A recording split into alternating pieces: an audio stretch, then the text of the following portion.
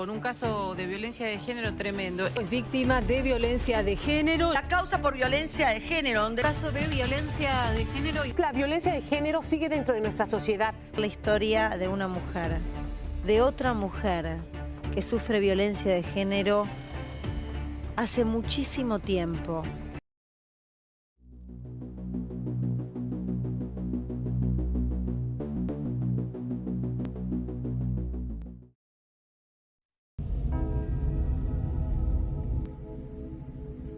La violencia de género está presente en todos los países, culturas y comunidades. Es un hecho que es mucho más común y cotidiano de lo que podríamos pensar, formando parte del día a día de la mayoría de las mujeres, por no decir de todas. Por esto, resulta pertinente erradicarla. Entonces, ¿cómo podríamos definirla? Y más importante aún, ¿cómo podríamos identificarla?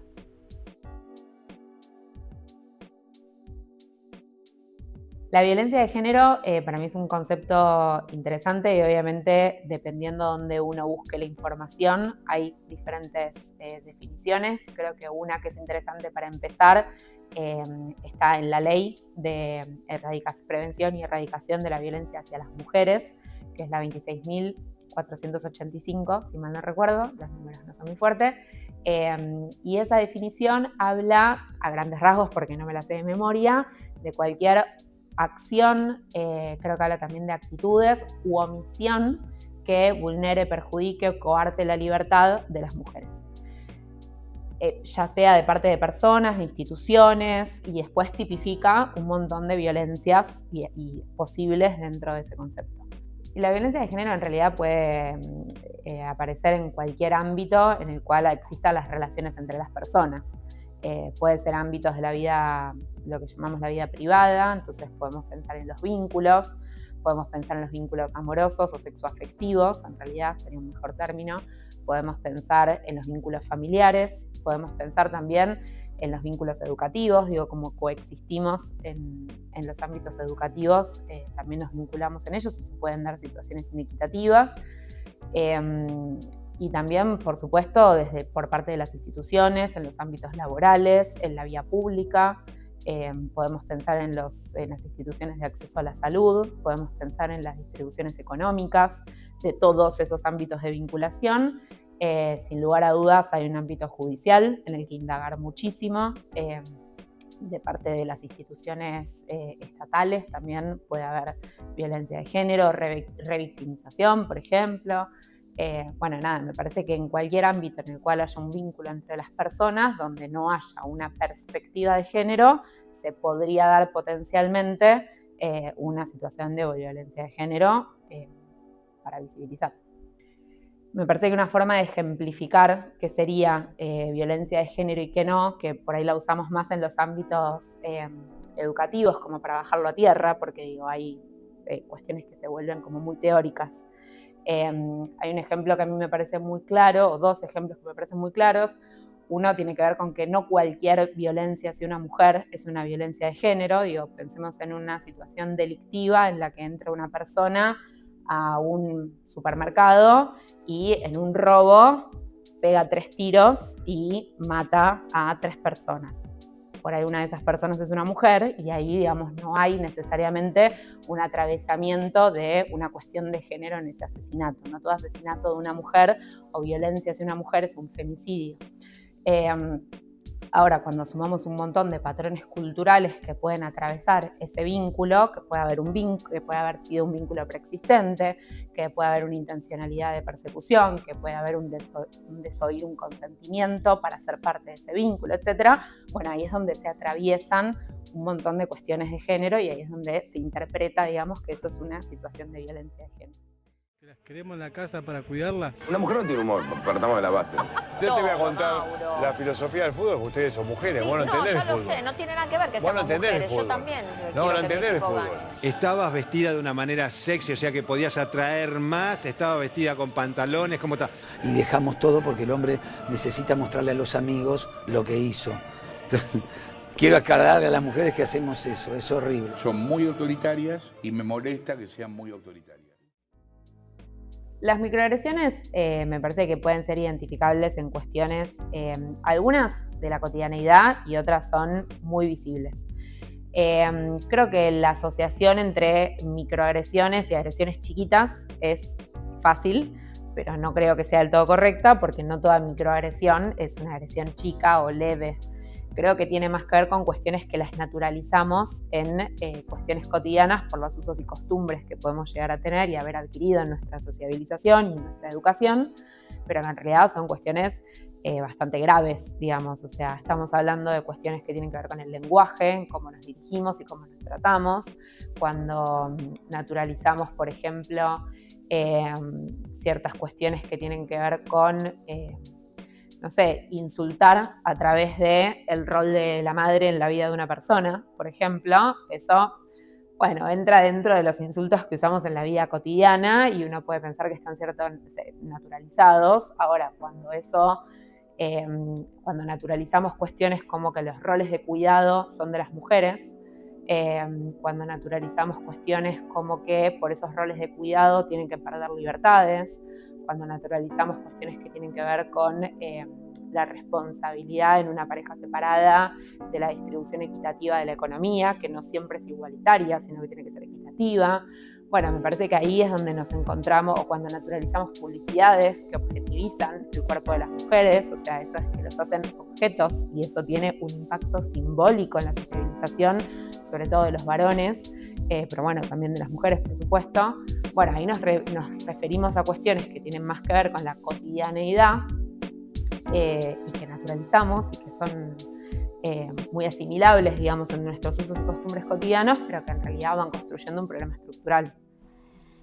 Me pasó a mí y a muchas otras, o no sé si muchas, pero varias compañeras mías en su momento, que quizás en el momento que íbamos quedando embarazadas y después en la posterior licencia por maternidad, el desarrollo profesional se vio estancado y vos volvías al trabajo y por ahí muchas veces quizás o tu puesto estaba ocupado ya por otra persona, por lo general por un hombre, o quizás no estaba ocupado, pero vos volvías y también sí tu horario estaba reducido, o creían que quizás que por ahí era posible que tu cabeza estaba en otro lado, o que te ibas a ocupar menos que como te ocupabas antes.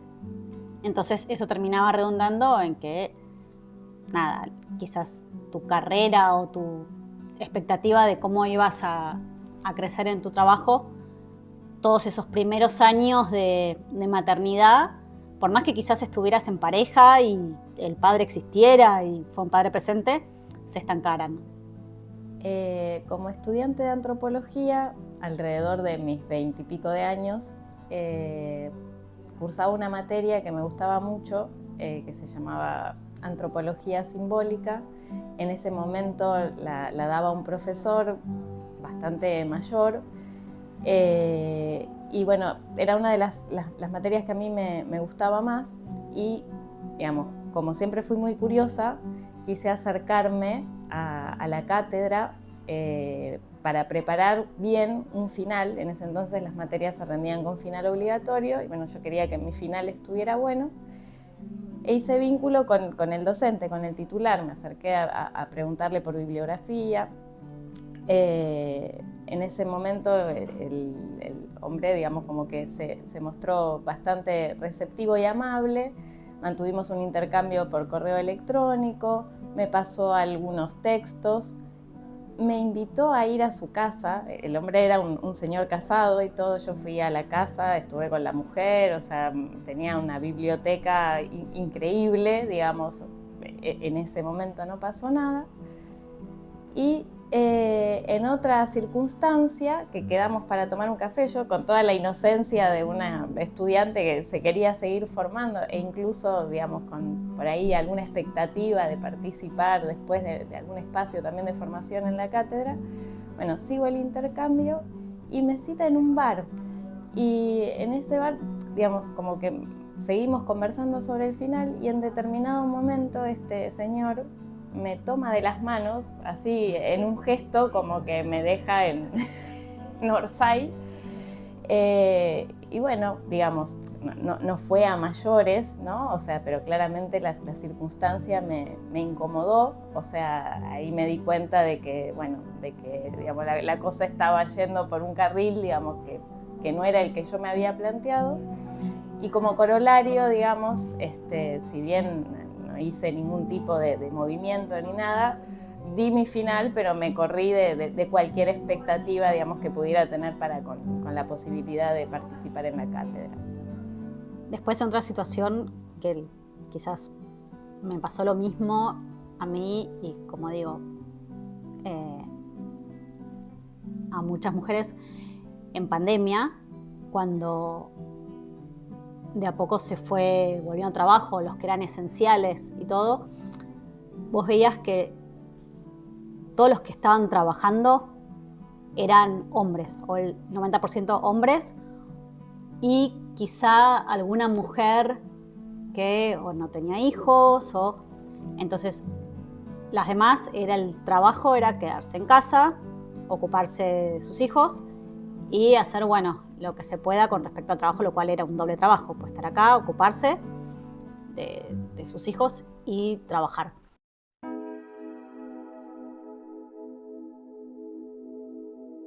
La ESI significa Educación Sexual Integral, es una ley que promulga la educación sexual integral en muchos ámbitos distintos, principalmente las escuelas, pero para que sean las escuelas en todos sus niveles, inicial, media y secundaria, y también de formación docente. Bueno, justamente apunta a que haya una formación con perspectiva de educación sexual integral en quienes van a ser docentes después en las escuelas.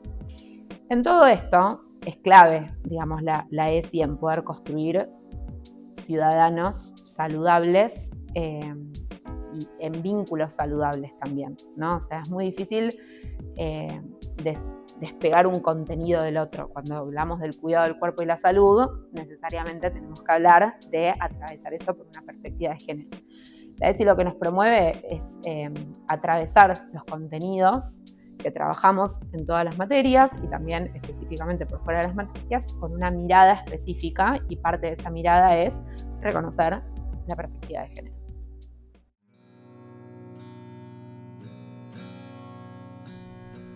Nunca estás sola, que siempre hay alguna otra mujer a lo tuyo cerca que quizás no se te ocurre que ella pasó por lo mismo, pero probablemente pasó por algo parecido, o siempre hay alguien con quien poder hablar y que te va a ayudar. Y que lo que yo creo es que de acá a unos años debería o va a pasar cada vez menos con los ejemplos que a nosotras nos pasaron, que las generaciones futuras puedan tener mucho menos problemas de este tipo y eso. Lo más importante es hablar, entiendo, ¿no? O sea, digamos, construir las herramientas como para poder tejer así como puentes con personas con las que nos sintamos cómodas en principio, pero no dejar de contar las cosas que nos pasan y eventualmente, o sea, si no podemos solas, ¿no? O sea, frente a determinadas circunstancias que nos exceden, bueno, tratar de pedir ayuda, ¿no? O sea, saber que por suerte, digamos, situaciones de mayor violencia, digamos, están también haciéndose públicas, o sea, siguen ocurriendo desgracias, por supuesto, pero también creo que las mujeres estamos un poco más fuertes que en otras épocas y contamos con más herramientas, pero fundamentalmente lo primero es encontrar la posibilidad de contar y hablar para en todo caso intervenir también cuando sea necesario, ¿no?